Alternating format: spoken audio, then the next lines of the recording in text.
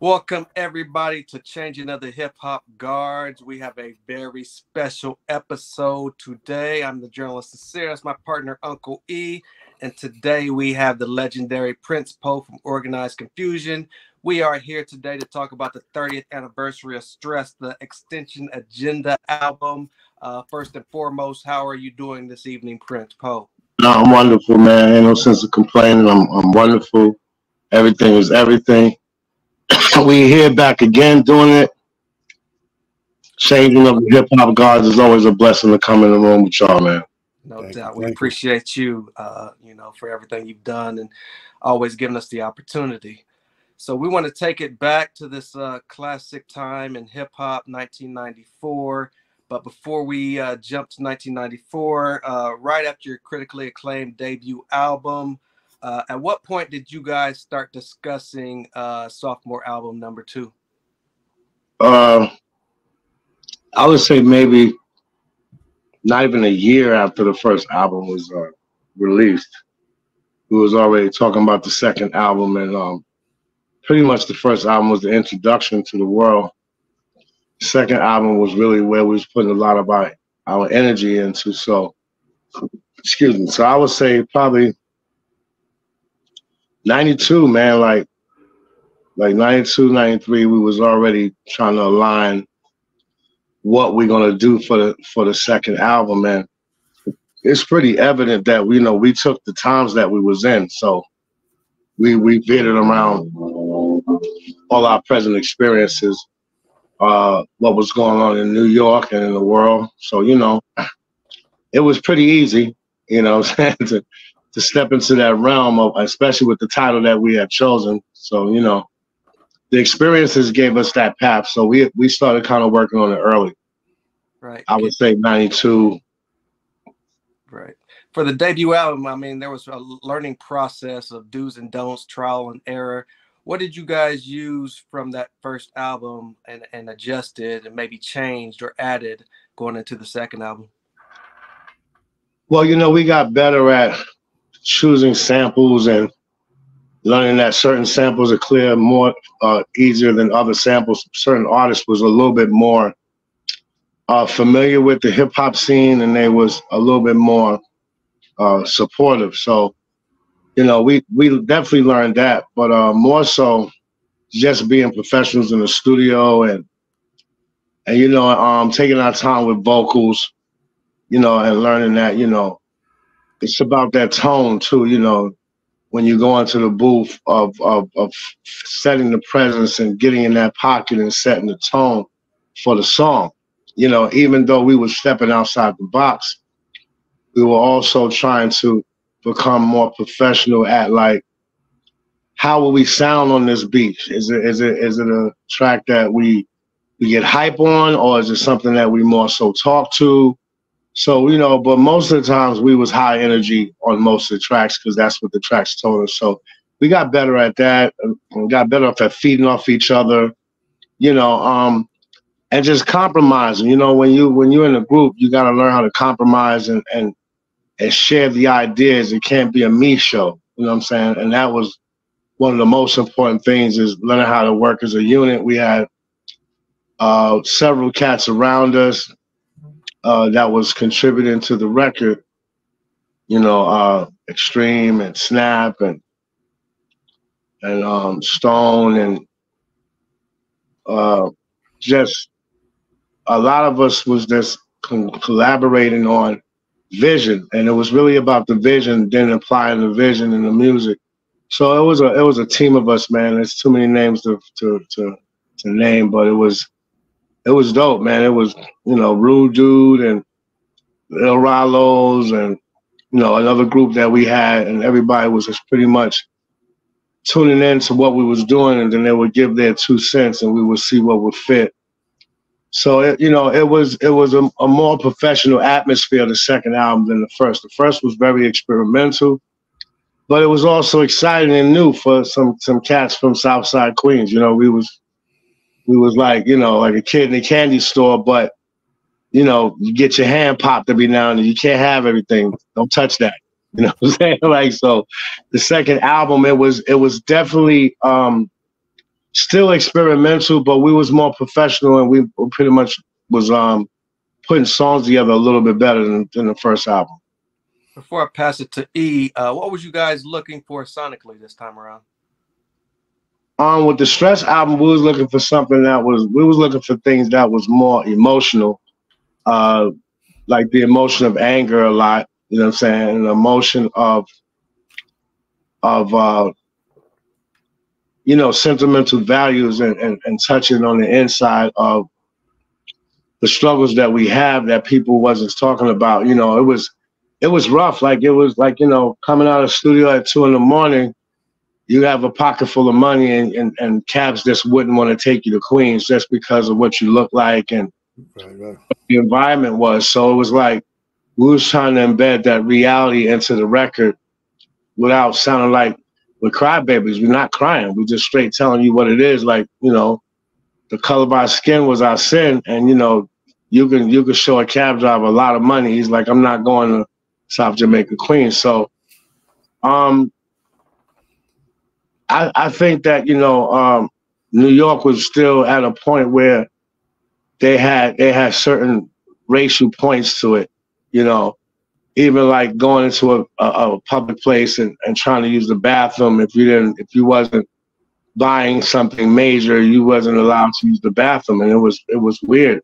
It was crazy that you would think like an advanced city like New York would be more open, but it definitely wasn't. It was definitely a racist city, and it was working through it. We was plumbing through the trenches while we was working on the record, and I think that was a way to relieve the stress too, by working on the record and expressing some of these things that we was experiencing, living everyday life. You know what I mean? So.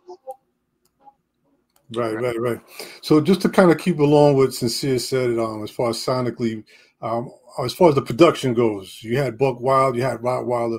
I know Herbie Hancock had something to do in one of the songs on there. First, can you talk a little bit about that? How'd you guys get Herbie Hancock to participate? Well, we didn't get him personally. Personally, we just got his peoples to like clear samples easily. And they was feeling the songs, because a lot of times the artists were asked to hear the song or the idea of the song. So that was really the deal maker of that. Like, just when they hear that you got a message. And sonically, we was trying to go somewhere like futuristic, like some future funk soul fused in with jazz. Just following the direction of the name of the group. Gotcha.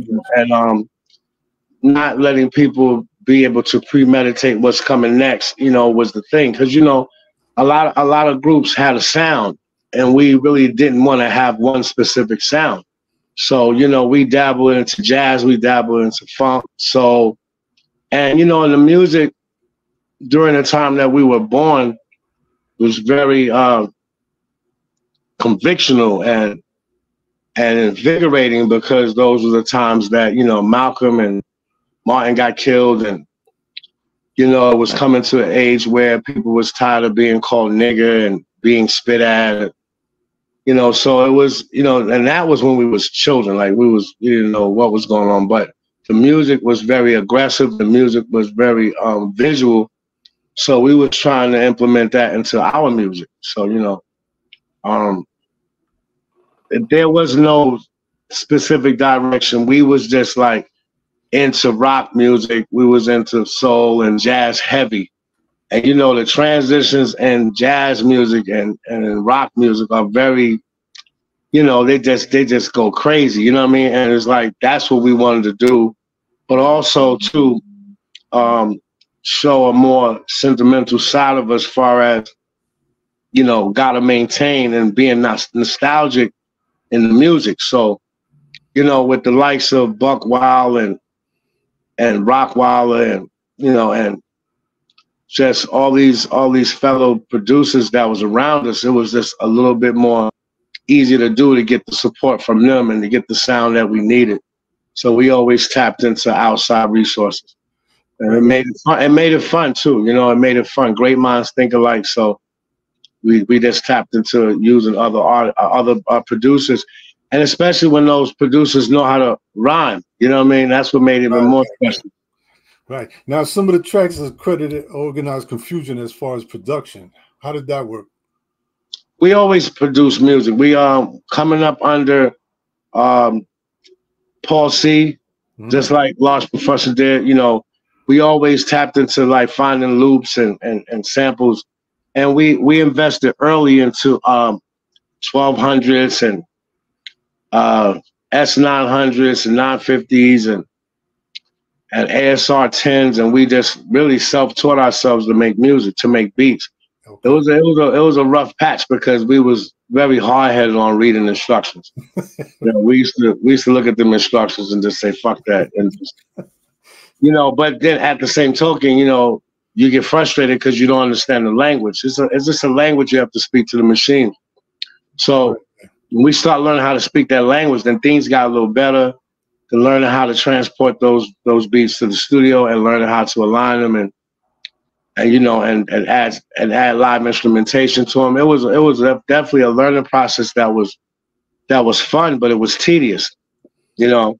Gotcha. And here we are years later, and now we can use almost anything. Like, it's just incredible. Like when you just stick to it, how you can self-teach yourself mechanically how to use these machines. We don't have 2000s, we had the MPC 3000, we had the MPC 4000, Rode keyboards. We went out, and the thing is that that's the amazing thing, is that people think that when you produce, you don't want to get outside production, but that's actually the inspiration. Hearing what Diamond did, hearing what Showbiz did, hearing what Buck did, hearing what Large Pro did, and then like watching these cats come in the studio and work their magic is also another incredible part of this journey, you know? Right. Real quick before Sincere takes over, can you talk a little bit about Matt Reed, the gentleman you guys recruited for the album cover? You know, how did he become a part of that, and what was the concept behind the cover? Well, I forgot where Monch met him, but Monch initially met him first, and we started hanging out, and Matt pretty much was a fan of the group, but Matt also wanted to encapture where we was going with the second album. So I think Matt came up with those ideas and started constructing the idea for the cover, maybe like 6 or 7 songs into the record. Okay. He pretty much heard where we was going with it and caught a vision. Matt was incredible. He had a very vivid imagination, and we was always speaking on, you know, the world turning to turmoil, you know, times of revelation in our way of seeing it. And so we wanted to implement that into not just the music, but the art. So initially Matt started drawing up ideas, and he started sharing ideas with us about what he wanted to do. And he actually scaled it to where I think the artwork was about maybe like 3.5 feet by 5 feet. And the initial artwork was finalized on that OTAC board. It was a pretty big piece, man. And it's like he presented us to us not as an album cover, but as like a piece that you would see like in an art gallery, and it was really dope. Gotcha. And he captured the lava, and the lava was representing the struggle and you know, and restricted areas like we came from, and you know, and he embodied the people that meant a lot in Monch's body, and he put like Universal in my body to show, like, you know, just the way how I think. And he embodied that on his own. Like we gave him a couple of ideas, but we really let him hear songs, and he came up with that album cover, and it was like incredible. and you know, and it captured where we was going with the album, you know, with how the government is implementing certain things, how life is going, how it is in our restricted neighborhoods, and you know, and just surviving in the ghetto. You know what I mean? So, and we made something out of nothing. You know, we always seem to make it work. So that was also too. It wasn't like a cry out, oh, woe is me shit. It was like, yo, we are survivors, and they said we wouldn't make it past 25, and here we are, and this is what's going on in the world, and you know, this is the things that the government got us under. So you know, it was embodied in his artwork, and it was dope. And it was a lot from his brain of what he's seen when he listened to these songs. You know what I'm saying? When he listened to Stress and a couple other songs, he just was like, this is what I embodied from that, and we loved it. We loved it. Like, we loved it. Right. I just want to say, because we know he passed away, so I just want to say rest in peace to him. Yeah, rest in peace to Matt Du. He was an incredible artist, but he had a very mass imagination, man. And I just I wish that the other people and more people would have embraced him more for his talent. You know, he had a couple of challenges that, you know, was on the table, and it was unfortunate how we lost him.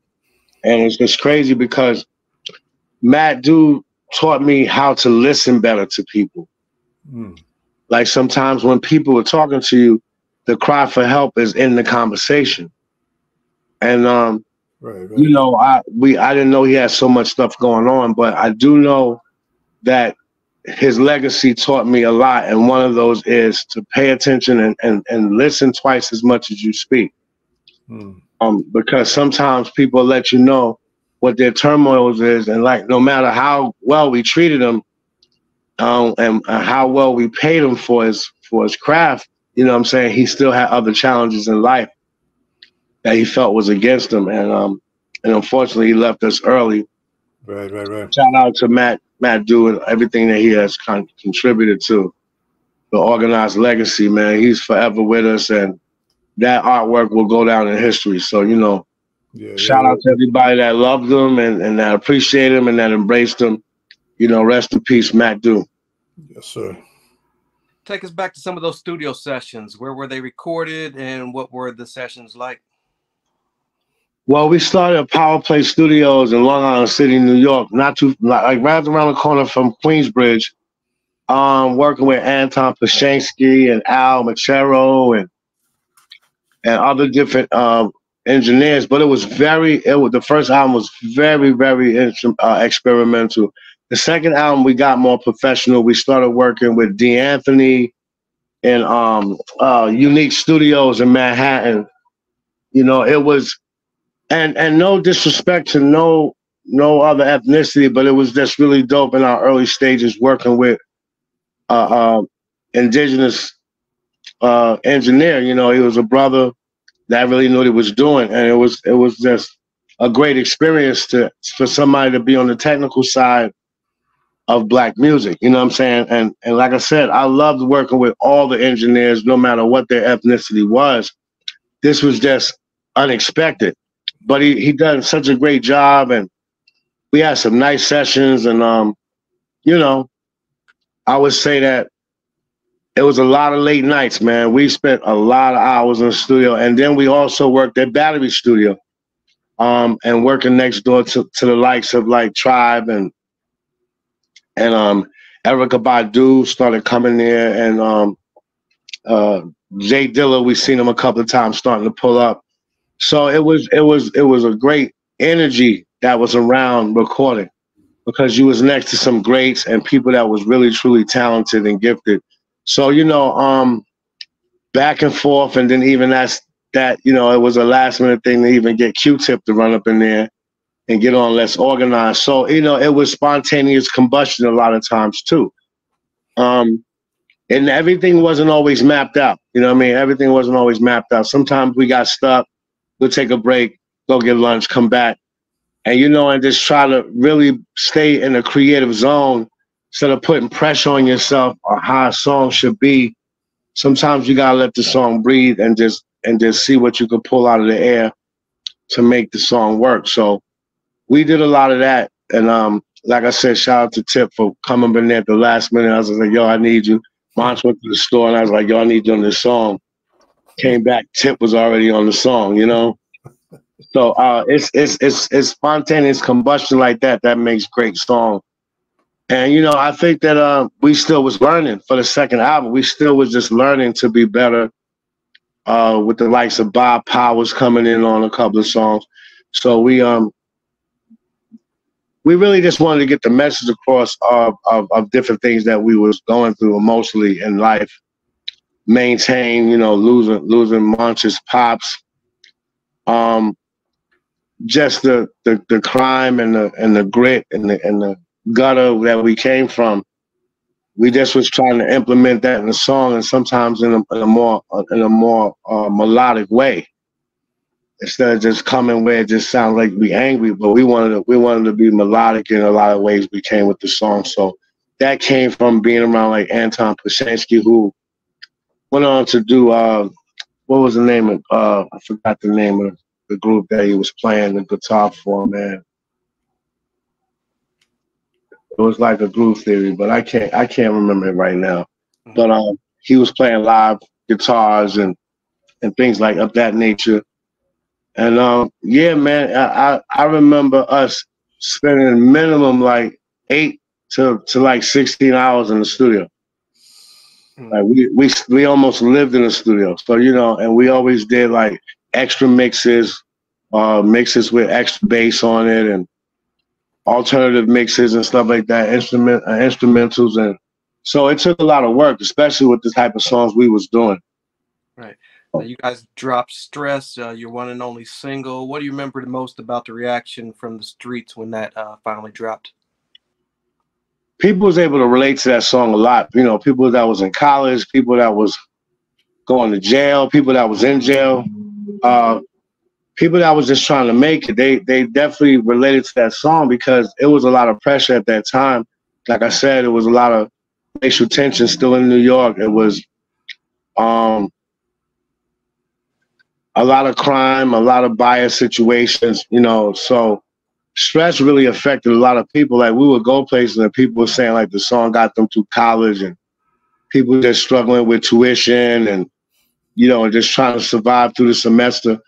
And we had a lot of that. We had people that was losing jobs and trying to find footage and you know, feeding their family and stuff. So that song had a great impact.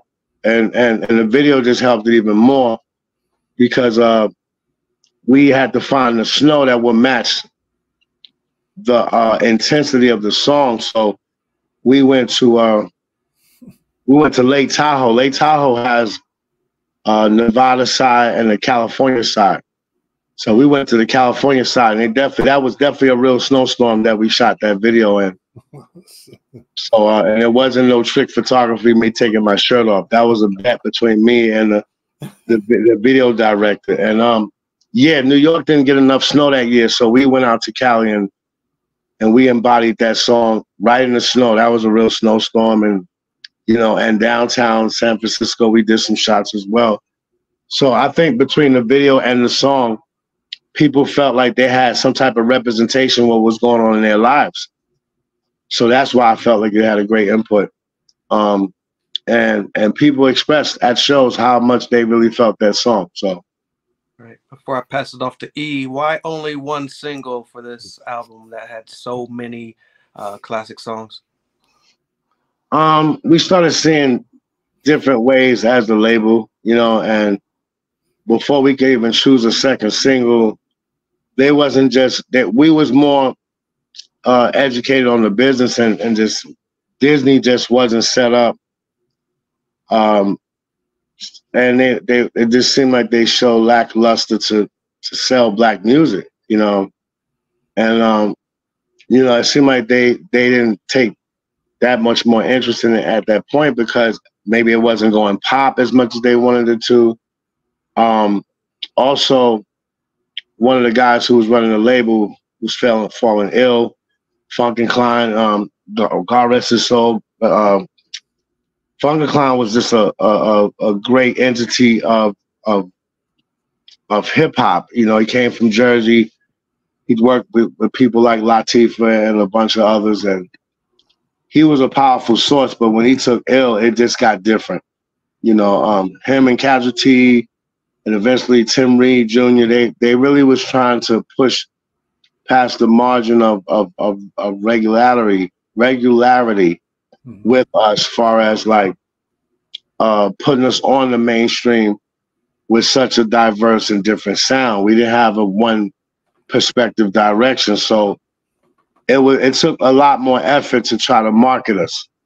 So you know, once Funk and Klein started falling to the side, it just got a little bit more difficult, and Disney just started showing lackluster ways, and we just decided like maybe we need to be out. Maybe it's time to venture and go to another home, and that's what we started thinking. And it seemed like they was thinking that too. So you know, I don't think it was mutual at first. I think it was just us wanting to get out of there. But I think after a while, it was like, yeah, you know, we might not know what to do with them. So. Gotcha. You mentioned Disney. What kind of deal was that? Do you remember, like, because wasn't it something like a joint type of deal with Elektra also? Or No. It was straight Disney. Disney didn't need Elektra. We got an offer from Russell Simmons, but Disney did not need anything. You know what I'm saying? Like they are their own entity, and pretty much pardon me, man, I'm just taking something out the oven. You're all good. You know, I'll be multitasking, bro. But nah, Disney didn't really need nobody, but Russell offered us a deal first, and Disney beat them by quite a few dollars, you know what I'm saying? So we went along with Disney, but of course Russell knew what to do more with hip hop than Disney did. Disney just had us a little bit more established as new artists. But you know, again, they was lackluster. They didn't really know about the culture too much. So we decided that we was trying to find interest in other labels that can properly push us and give us the proper promotions that we need, because we weren't easily marketed. It wasn't like, oh, we was being sex symbols, or we was being like rebels without a pause, like Public Enemy. We was pretty much a clash of all of them. Right. You know, we was rebels. We was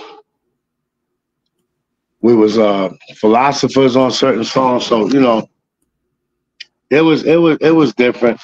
But you know, also too, we was a New York-based group that was on a West Coast label, so that also played a part of it in trying to find a home. So we would start looking at likes of like Capitol Records, Priority, and so forth. Right. So around 97, 98, the Source magazine includes this album as one of the 100 top best albums. Can you remember or take us back around that time? What was it like when you guys would go and perform, you know, at shows or concerts? What was the energy like? You know, how would people responding at the shows? Our shows was always high energy. Our shows, we did wild shit. We used to do stuff like cut all the lights out and pop on coal miners lights and like perform the first intro song in the dark. So I mean, yeah, our shows was very high energy, and it was wild because people responded to it way better than I expected them to. Like it was super high energy, a lot of jumping around, and you know, especially with the song like 9 times out of 10, we would start the show 9 times out of 10, nigga wanna shine, but nobody shines brighter than the light, and the light comes on. So it was just from that point, and then doing like Numbers and Stress. The shows was very much high energy, like, you know, and it was very we got a lot of responses. I would say we got a lot of good responses. We did a lot of colleges, so the music went along with people's lives of pushing through classes and dealing with college. So we did a lot of college networking. We was on that scene. And we did a lot of clubs, but we was always high energy. It was very much high energy. It was not just some cool out shit. People was jumping all over the place and slam dancing and mosh pitting. That was the type of energy that we had for sure. So did you personally enjoy, I mean, I'm sure you did like it and enjoyed it, but did you look forward to having to go out on the road and do shows? Was that like your thing? Yeah, it was great. You know what I'm saying? It was great. But after a while, we started realizing that we had to every now and then put a date between the shows because it was very much high energy. We was going hard, man. We'd be sweating and we all over the stage. So we had to start like doing 2 and 3 days, then taking a day off, and then do another 2 and then taking a day off. But we also got hip to business too, because a lot of times cats will try to play you against your fan base. Like they'll still owe you some money, and they'll wait till you get to the venue and try to say, all your fans is here, you can't let them down, you know, but don't have the money together. So we had to start bringing a couple of the homies from around the way along with us. Let them know, don't let this fucking intelligent music fool you. You're gonna get your neck snapped if you don't have that breath right. So, you know, it's unfortunate that it's like that, but you know, and the thing is, the fans paid their money to come see you, and you wanna give them 150%, but they don't know the promoter's holding the money. Mm-hmm. They don't know the promoter's trying to play games. So you know, you gotta know how to walk that thin line and show up to blow up for the fans, but you also gotta, you know, we out here. This ain't a hobby. This is our business now. This is our jobs. This is our duty to come out here and not only sell records, but to perform these records just like they listen to on the records. But you know, you don't live in these cities, man. These people want to see you, and they want to enjoy a live performance. So that's what we came to do, and that's what we made sure we did. And we just had to make sure like the other aspects of the situation was taken care of, because you know, cats be trying to pull a wool over your eyes. They be trying to get slick, but you can't be slick to a can of oil. Right. Now, the Source magazine gave you guys 4 mics out of 5. Rap Pages said this is a must-have LP. What do you remember most about the industry, the fans? What kind of feedback did you guys get when that album finally dropped? It was a blessing being called the MC's MC. But we always was humble because, you know, when you come around likes of Biz Markie and Big Daddy Kane and Rakim and Latifah and, you know, and Public Enemy, you know, and we had groups like Sid and Beaton that was like super dope, like that people fail to mention, but it was just so many talents. Like we felt like we could not let the hip hop culture down. We felt like it was a responsibility. So you know, what helped was they had a lot of trade magazines back then. And the trade magazines would really, you know, do like write-ups on you and say who's coming and what's going on. And the Source really gave us a lot of love, you know what I'm saying? Fortunately, me and Monch made Rhyme of the Month in there for two different things. And that meant a lot, you know, and that says a lot, you know, when it comes to lyricism. You know what I mean? Lyricism was big back then, and the message, you had to have a message. You just couldn't lollygag on the mic. You had to have a direction of what you was going with it. So when you got, like I said, when you got big brothers and you got people that you coming after like people like Houdini, who made these like incredible songs that really moved you when we was kids. Like, I mean, One Love and 5 Minutes of Funk, man, you couldn't get away from it. So when you got people, peers like that, you know, you feel a big responsibility, you know what I'm saying, to come with it. So the fans reacted to it. At first, you know, it was a struggle because, you know, Organized Confusion ain't no regular name. So, you know, we would do radio shows and people were like, okay, up next, we got Organized Concession Stands, you know. Oh, okay, next up, we got Organizational Confunction, you know, and you know, and you have to humble yourself when they don't know the name. You know what I mean? And then it goes to Organized Confusion. Then it goes to Pharaoh Monch and Prince Paul, Organized Confusion. It's levels to it. Yeah. Especially like when you trying to speak intelligent and use some big words and you know what the words mean and you're trying to be clever in the wordplay. You know, sometimes it could be standoffish for people. Like people are like, you know, that's too much for me. But as the wave got stronger, people realized that we wasn't as complicated as we was coming off to be. So the masses was starting to build. And what was really dope is we had a fan base that was really balanced. A lot of women liked the intelligent level that we was coming from, and that was really super dope to have like women come to your shows and not be on the groupie shit, but just be on some like, yo, that shit really got me through some hard times, you know what I'm saying? I was living with my grandma and things didn't go too well, and I had to move with my aunt in another state, and you know, and maintain really did it for me, and you know, and stress really helped out along the way as well. So you know, it was a slow process, but it grew rapidly. And you know, with getting the accolades and the source and the Vibe magazine later, you know, it definitely was a great experience, man. But it definitely was humbling because it didn't like rocket right from stop. It didn't just like jump off the page and just run. It was a growing process. It was gradual, you know what I'm saying? So that humbled us a lot, you know what I mean? From your point of view, what is it about this album that we're still talking about it 30 years later? It was very versatile. It touched on a lot of things in life. It definitely was different and stood out from other people's music because it was just, you know, different topics we spoke on, and in the way we put the music together, we fused it with jazz and funk and soul. And I think that a lot of groups was doing that. We just did it in a different manner to where like we gave the lane for people to experiment and to be you. You know, you don't have to sound like nobody else. You know, you don't have to fit any criteria. You can definitely like go all the way out the box and try something new.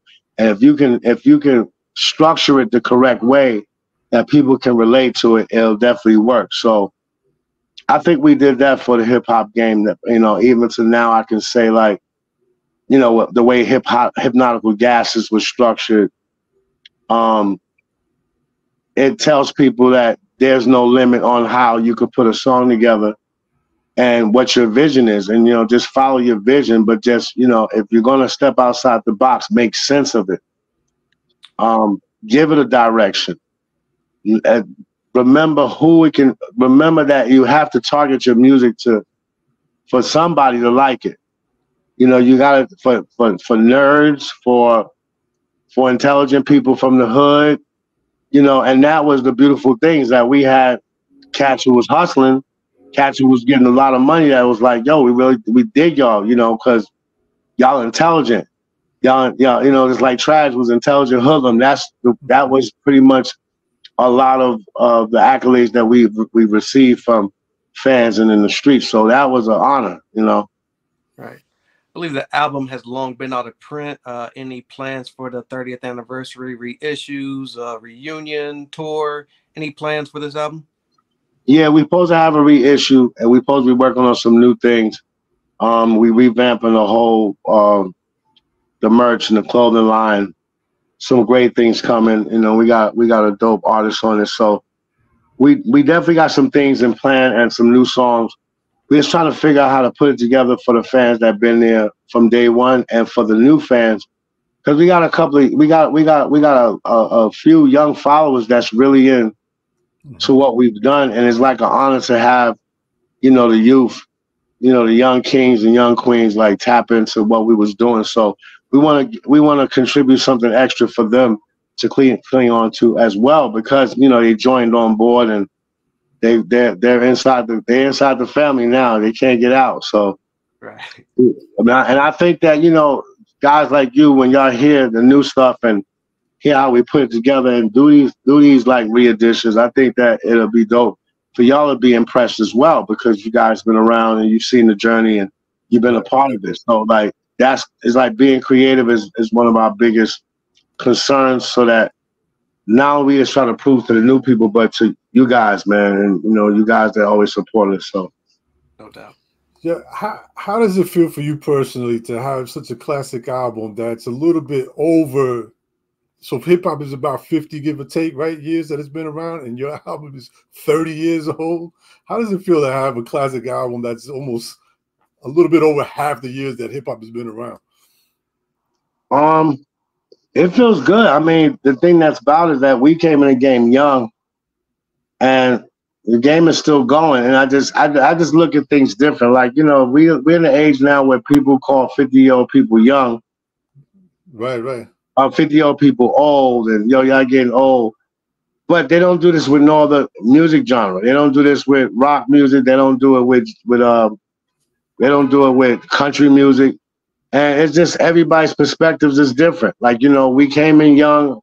I feel like I want to have an album that go down in hip hop history. It would be dope to make the Rock and Roll Hall of Fame and all that good shit. So we still got work to do. I think that the job is still not done yet.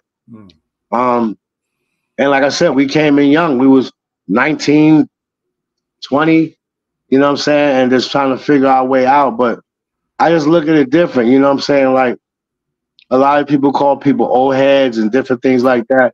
You know, there's a lot of artists from my era that's coming out with great bodies of work right now. You know, Ghostface album is incredible. You know, Nas did some incredible things 2-3 years back. So it's like, I don't really give a fuck about what people say about what's aged and what's old. I gotta ask you, man, how you like that Rakim album? I didn't hear it yet, but you know, the thing about it is that I gotta hear it because, one, Rakim always been a pretty dope producer. A lot of people didn't know that, but I did. And I had the honor of working with Chino XL a couple of years back on a video that I've done with this couple who happens to be a group, the Nemesis, and he was directing the video. And it's like, rest in peace to Chino XL, man, and DJ Polo. I'm just glad I got a chance to see him. We got a chance to build. I had a chance to feed him some of my cooking. He enjoyed it. Nice. So, you know, I just try to cling on to the great memories. And I know Chino was battling some medical issues that he shared with me. And, you know, I just, like I said, I'm sending condolences, love to his family. I just wish that he would have pushed through a little bit stronger. But, you know, everything that happens is meant to be. But I was rooting for him because, you know, he had some medical issues that he was challenging. But he's a super incredible talent, man. Like, not just MCing, like I got to see him on the direct and video side. So I'm hoping that video makes it to the surface, man, because he was doing this thing and, you know, and showing his skills as far as directing. And it was just a different angle for me to see Chino at, you know what I mean? It was dope.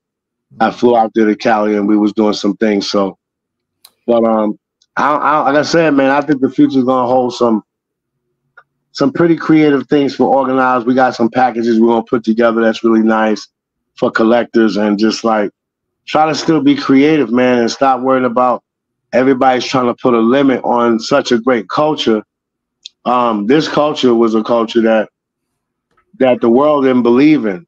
And this was ours in the ghetto. This was our refuge. This was our faith.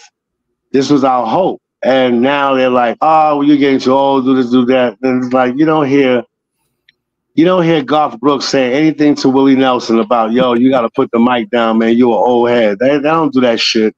So I don't accept it for this. You know what I'm saying? Like, Willie Nelson will probably get Garth Brooks cancer for saying some shit like that. You know what I'm saying?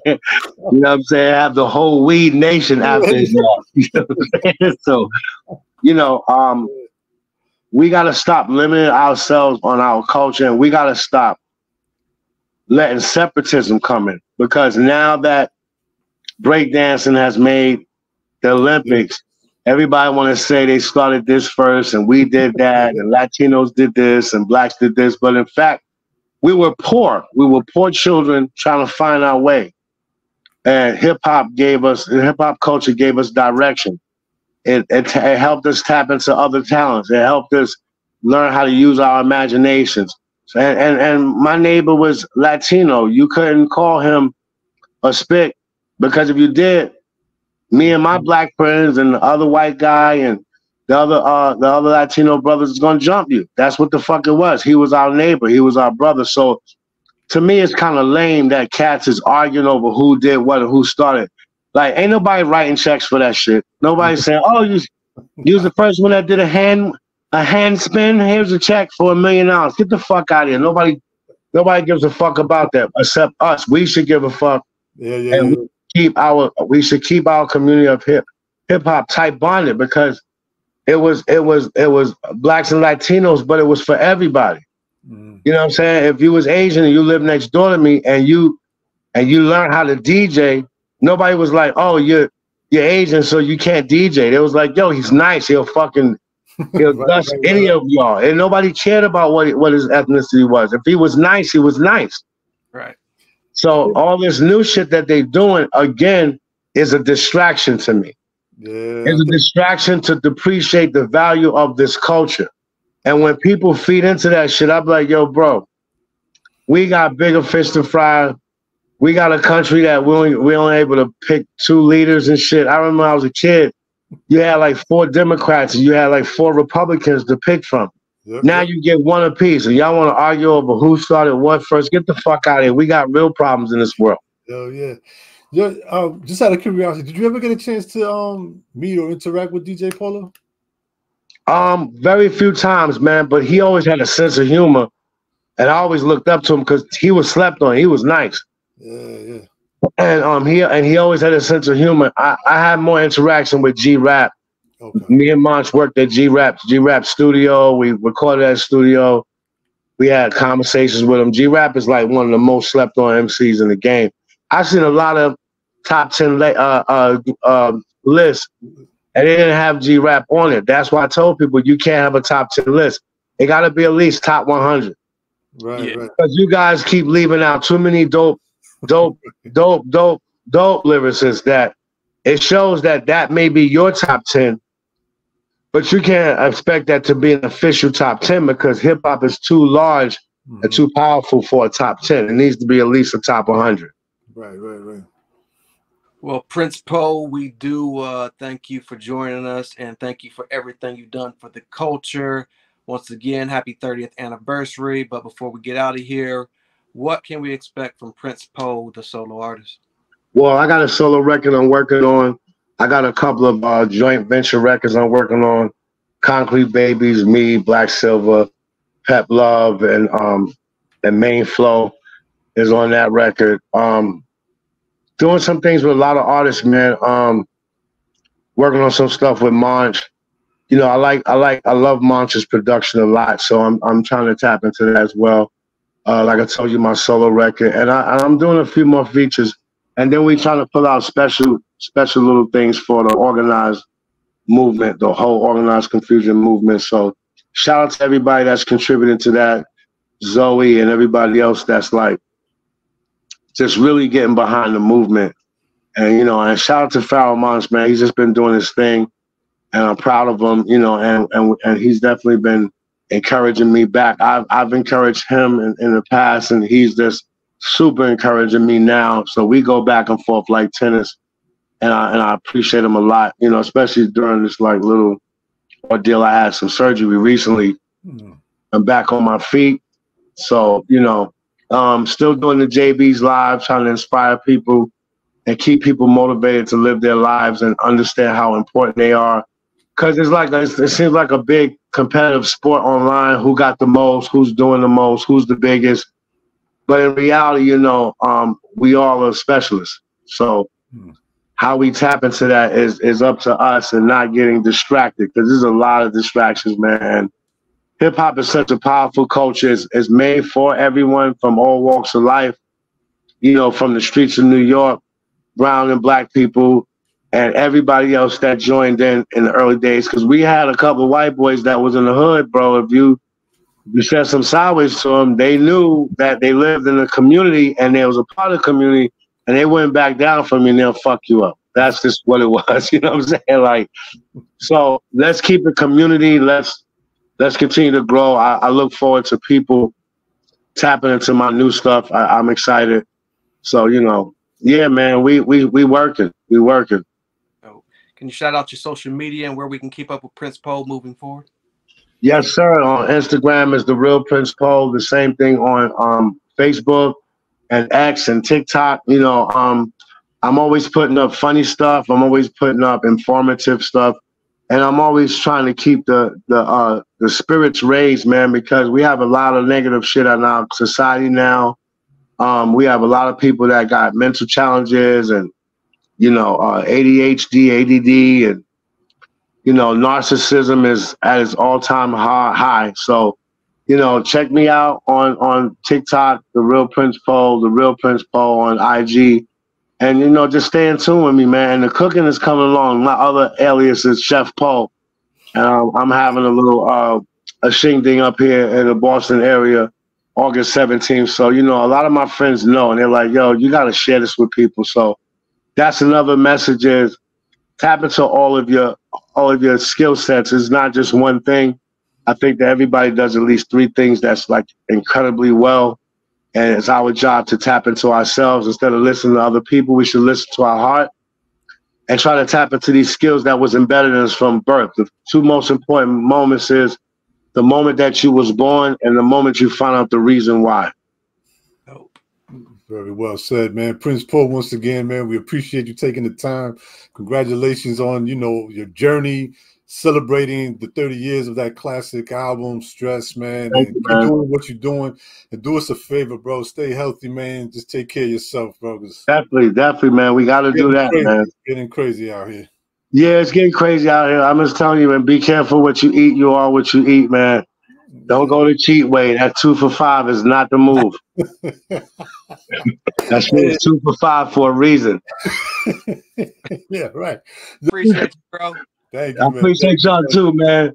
Salute to both of y'all. To journalists here, man. I appreciate y'all, man. $1 million to y'all, man. It's always a pleasure, man. Always a pleasure. Still trying to pull up to Boston, so don't count me out. Yeah. Okay, if you don't pull up now, pull up later. It's still gonna be here, man. Yes, all I need is a heads up and the fire goes on. No doubt. Thank you so much. Yes, sir. Right. Just keep in touch. Yes, sir.